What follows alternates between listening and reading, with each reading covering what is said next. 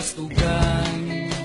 Hindi malilimutan ang asaran na merong pikunan, lalo na rin ang unang niligawan, unang kabiguan. At dyan nasiseryoso ang usapan, ang pagdadamayan ng tunay at tapat na kaibigan. Tatlong mga buwan,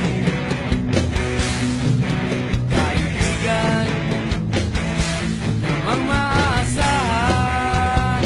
Oh, di na tayo mabata, tignan may di nahahalata sa mga tripong di na tayo nagsasawa. Pero kahit ganon, barkadang matatag hanggang sa ngayon. Minsan man magkita, tiyak may kwela, yan ang aking mga tropa.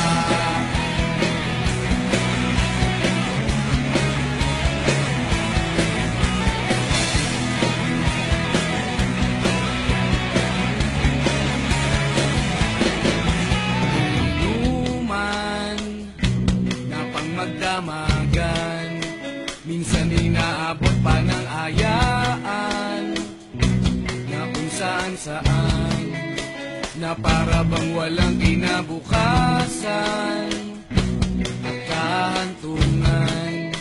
At yan na seryoso ang usapan, ang pagpapayuhan ng tunay at tapat na kaibigan. Kung mga baliw